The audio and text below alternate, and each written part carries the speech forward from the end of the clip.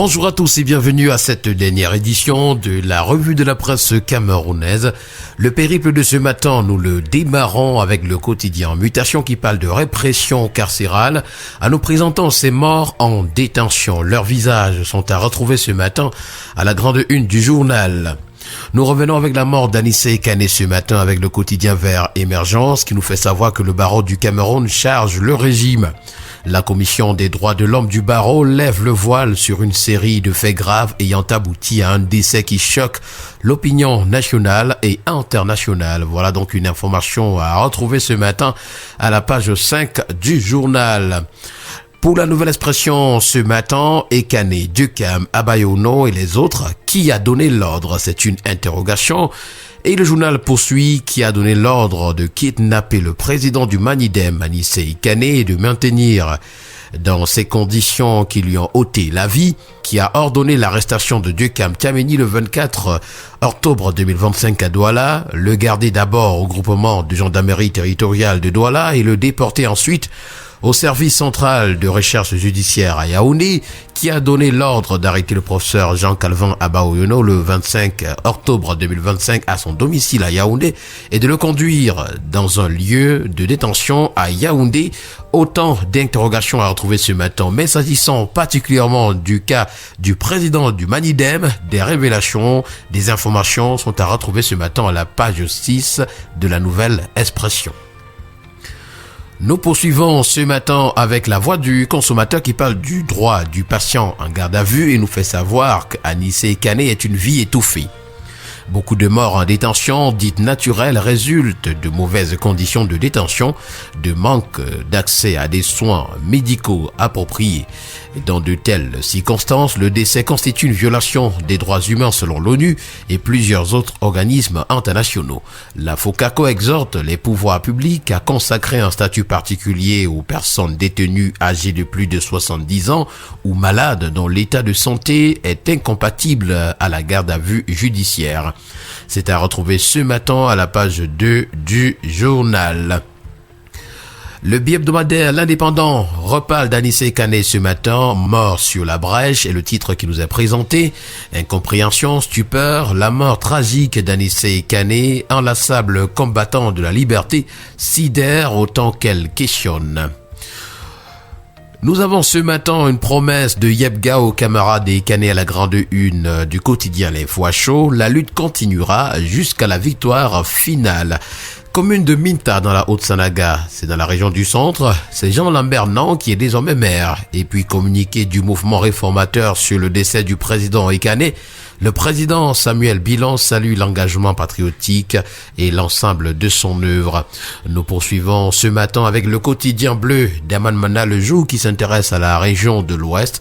Après les troubles électoraux, le gouverneur rassure sur la sécurité et l'ordre public.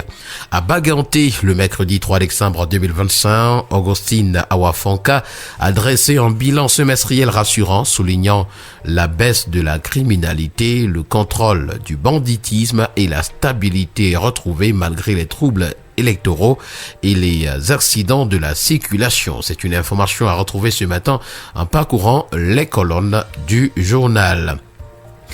Parlons de ces scènes d'émeutes sur l'axe Gaoundéré-Menganga telles que présentées par le quotidien Le Messager en réaction à une gifle assénée à un camionneur par un gendarme hier en matinée.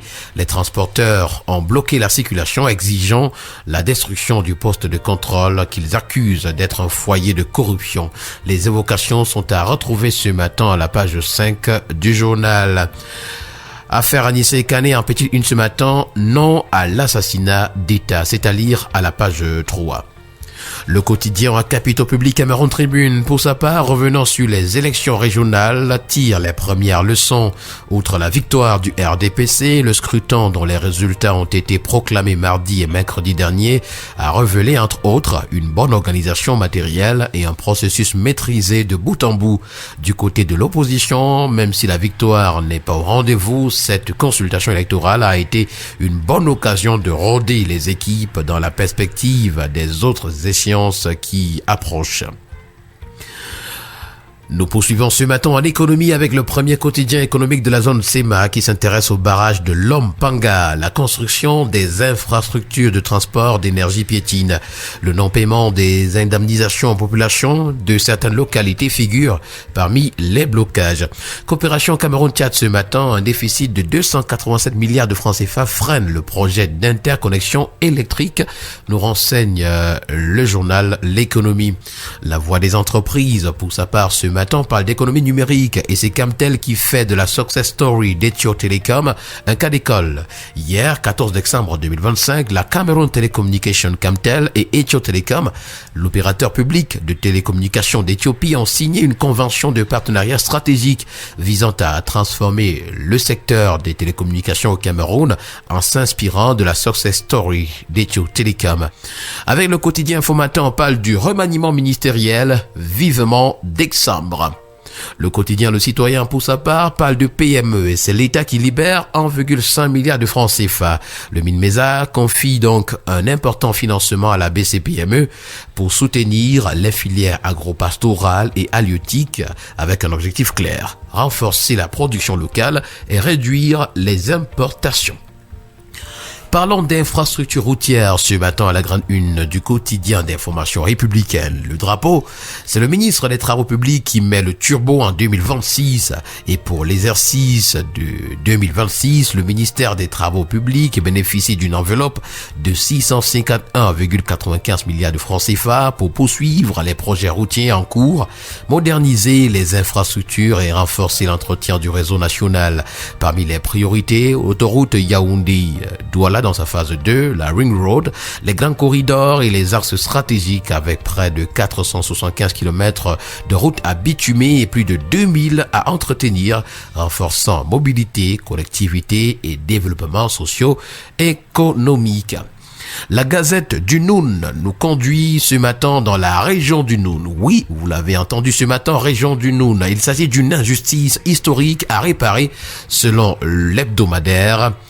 Et le journal nous fait savoir que longtemps relégué dans l'ombre administrative malgré son poids historique, démographique et culturel, le département du Noun, jadis région Bamoun, attend toujours une reconnaissance institutionnelle à la hauteur de son importance.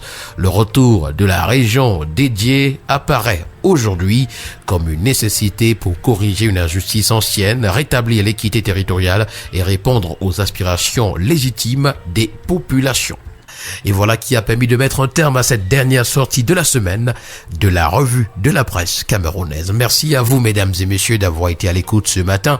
Au plaisir de vous retrouver la semaine prochaine. Bon week-end à chacun.